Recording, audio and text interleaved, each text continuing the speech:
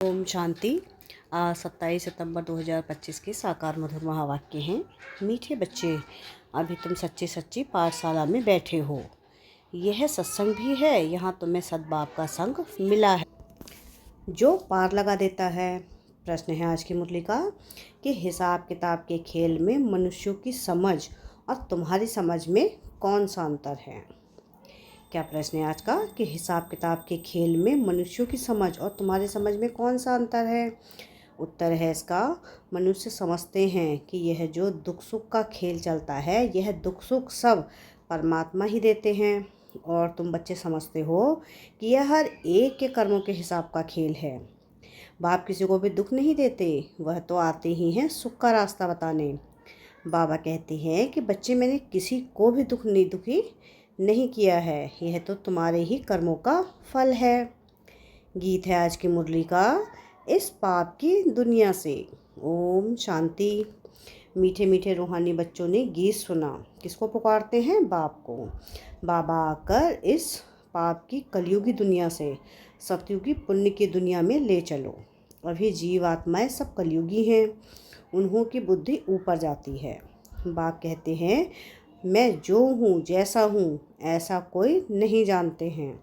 ऋषि मुनि आदि भी कहते हैं, हम रचयिता मालिक अर्थात बेहद के बाप और उनकी बेहद की रचना के आदि मध्य अंत को नहीं जानते हैं। आत्माएं जहाँ रहती हैं वह है ब्रह्म महतत्व, जहाँ सूर्य चाँद नहीं होते हैं, ना मूल वतन ना सूक्ष्म वतन में। बाकी इस मांडवे में तो बिजलियाँ आदि सब चाहिए ना, तो इस मांडवे को बिजली मिलती है। रात को चांद सितारे, दिन में सूर्य, यह है बत्तियाँ। इन बत्तियों के होते हुए भी अंधियारा कहा जाता है। रात को तो फिर भी बत्ती जलानी पड़ती है।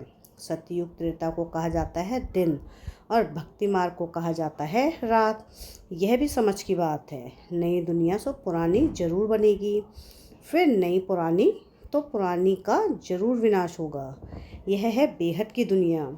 मकान भी कोई बहुत बड़े बड़े होते हैं राजाओं आदि के, यह है बेहद का घर, मांडवा अथवा स्टेज। इनको कर्म क्षेत्र भी कहा जाता है। कर्म तो जरूर करना होता है, सब मनुष्यों के लिए यह कर्म क्षेत्र है। सबको कर्म करना ही है, पाठ बजाना ही है। पाठ हर एक आत्मा को पहले से मिला हुआ है। तुम्हारे में भी कोई है जो इन बातों को अच्छी रीति से समझ सकते हैं। वास्तव में यह गीता पाठशाला है। पाठशाला में कभी बूढ़े आदि पढ़ते हैं क्या? यहाँ तो बूढ़े जवान आदि सब पढ़ते हैं। वेदों की पाठशाला नहीं कहेंगे, वहाँ कोई भी एम ऑब्जेक्ट होती नहीं है। हम इतने वेद शास्त्र आदि पढ़ते हैं, इनसे क्या बनेंगे वह जानते नहीं। कोई भी जो सत्संग है, एम ऑब्जेक्ट कुछ नहीं है। अब तो उनको सत्संग कहने से लज्जा आती है। सब तो एक बाप ही है, जिसके लिए कहा जाता है संग तारे कुसंग बोरे। कुसंग कलयुगी मनुष्य का, सत का संग तो एक ही है। अभी तुमको वंडर लगता है, सारे सृष्टि के आदि मध्य अंत का ज्ञान कैसे बाप देते हैं। तुमको तो खुशी होनी चाहिए, तुम सच्ची सच्ची पाठशाला में बैठे हो। बाकी सब है झूठी पाठशालाएं। उन सत्संगों आदि में कुछ भी बनकर निकलते नहीं। स्कूल कॉलेज आदि से फिर भी कुछ बनकर निकलते हैं, क्योंकि पढ़ते हैं। बाकी कहाँ भी पढ़ाई नहीं है। सत्संग को पढ़ाई नहीं कहेंगे। शास्त्र आदि तो पढ़कर फिर दुकान खोल बैठते हैं, पैसे कमाते हैं। ग्रंथ थोड़ा सीख कर गुरुद्वारा खोल बैठ जाते हैं। गुरुद्वारे भी कितने खोलते हैं। गुरु का द्वार अर्थात घर कहेंगे ना, घर कहेंगे ना, फाटक खुलता है, वहाँ जाकर शास्त्र आदि पढ़ते हैं। तुम्हारा गुरुद्वारा है मुक्ति और जीवन मुक्ति धाम, सतगुरुद्वार। सतगुरु का नाम क्या है? अकाल मूर्त। सतगुरु को अकाल मूर्त कहते हैं। वह आकर मुक्ति जीवन मुक्ति का द्वार खोलते हैं। अकाल मूर्त है ना, जिसको काल भी खा नहीं सकता। आत्मा है ही बिंदी, उनको काल कैसे खाएगा? वह आत्मा तो शरीर छोड़कर भाग जाती है। मनुष्य समझते थोड़ी ही हैं कि एक पुराना शरीर छोड़ फिर जाए दूसरा लेंगी, फिर इसमें रोने की क्या दरकार है। यह तुम जानते हो, ड्रामा अनादि बना हुआ है, हर एक को पाठ बजाना ही है। बाप ने समझाया है कि सतयुग में है नष्टो मोहा। मोहजीत की भी कहानी है ना, पंडित लोग सुनाते हैं, माताएं भी सुन सुनकर फिर ग्रंथ रख बैठ जाती हैं सुनाने के लिए। बहुत मनुष्य जाकर सुनते हैं। उनको कहा जाता है कनरस। ड्रामा प्लान अनुसार मनुष्य तो कहेंगे कि हमारा दोष क्या है। बाप कहते हैं तुम हमको बुलाते हो कि दुख की दुनिया से ले जाओ, अब मैं आया हूँ तो मेरा सुनना चाहिए ना।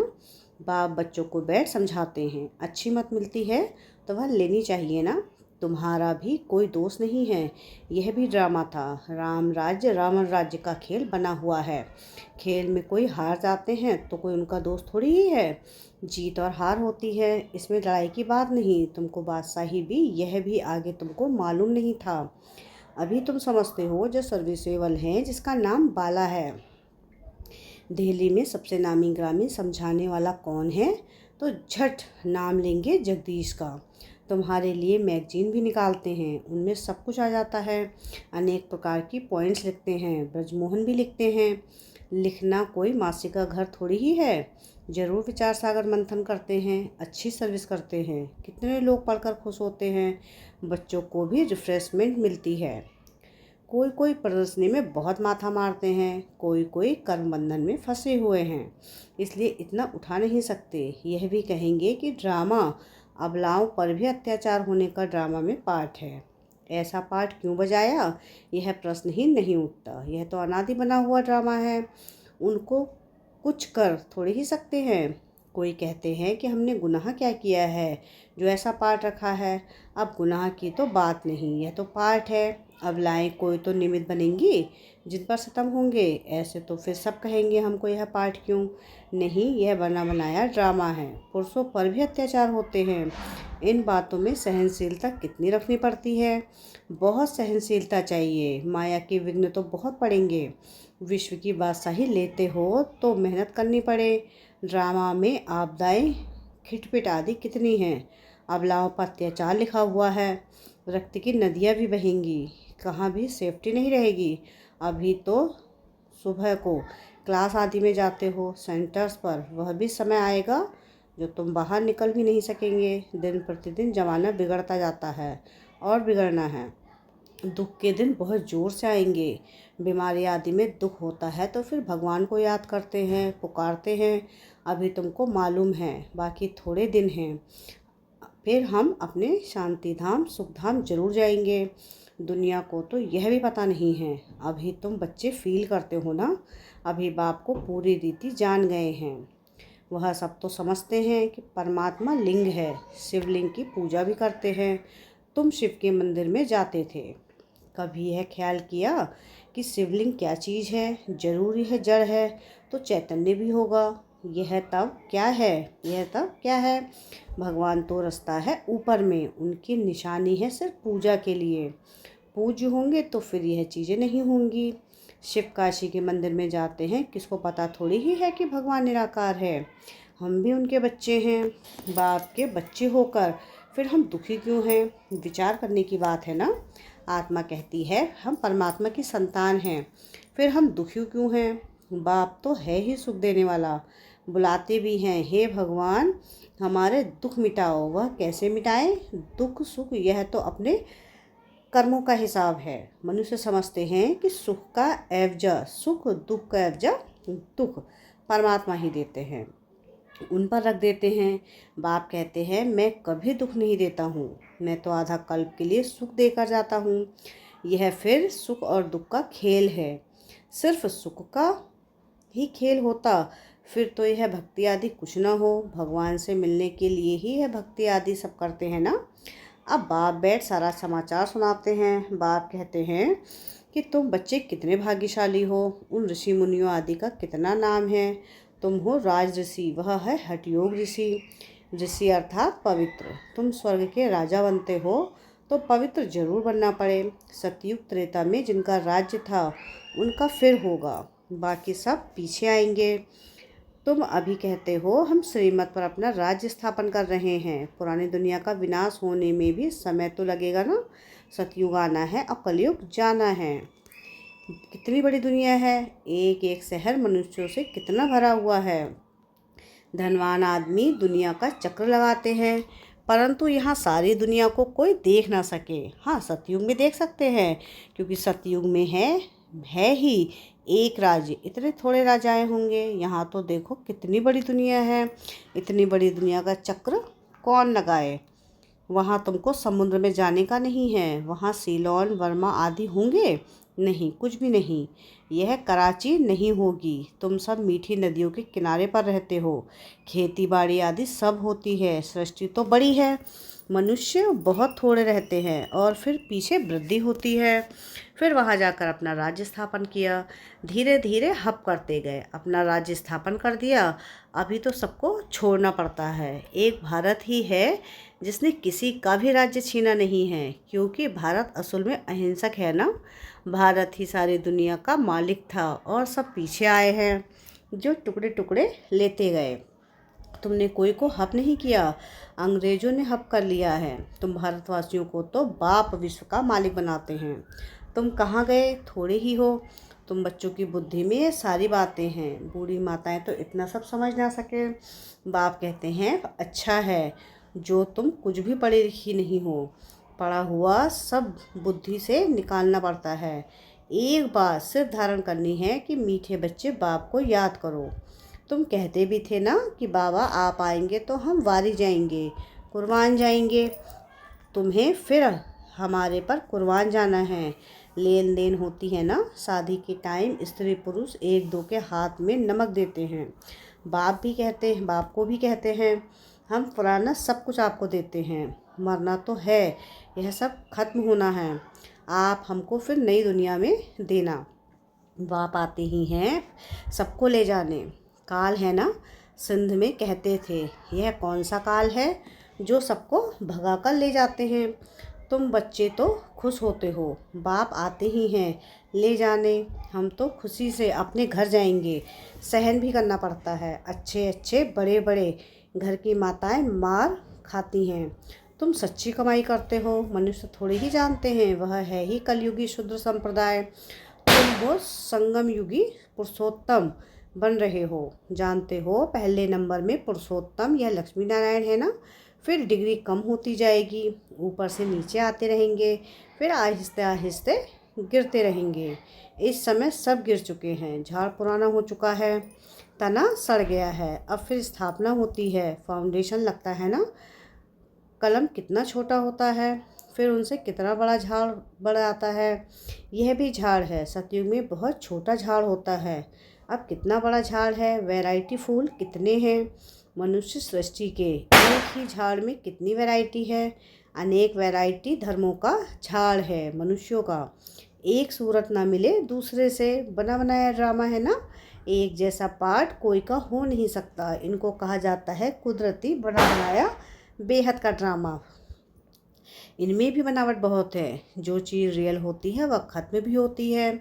फिर 5000 वर्ष के बाद रियलिटी में आएंगे। चित्र आदि भी कोई रियल बने हुए हैं थोड़ी ही हैं। ब्रह्मा की भी शक्ल फिर 5000 वर्ष के बाद तुम देखेंगे। इस ड्रामा के राज को समझने में बुद्धि बड़ी विशाल चाहिए। और कुछ ना समझो, सिर्फ एक बात बुद्धि में रखो कि एक शिव बाबा दूसरा ना कोई। यह आत्मा ने कहा बाबा हम आपको ही याद करेंगे। यह तो सहज है ना, हाथों से कर्म करते रहो और बुद्धि से बाप को याद करते रहो। अच्छा, मीठे मीठे से खिलते बच्चों प्रति माता पिता बाप दादा का याद प्यार और गुड मॉर्निंग। रूहानी बाप की रूहानी बच्चों को नमस्ते। हम रूहानी बच्चों की रूहानी बाप दादा को याद प्यार गुड मॉर्निंग और नमस्ते। शुक्रिया प्यारे बाबा, शुक्रिया। धारणा के लिए मुख्य सार है। सार की पहली पॉइंट है कि सहनशीलता का गुण धारण कर माया के विघ्नों में पास होना है।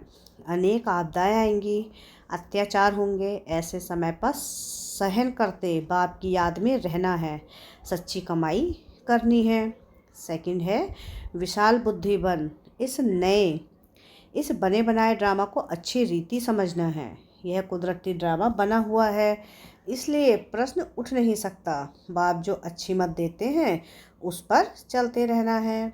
वरदान है आज की मुरली का कि माया जीत विजयी बनने के साथ साथ उस पर उपकारी भव, अभी तक स्वयं कल्याण में बहुत समय जा रहा है, अब पर उपकारी बनो।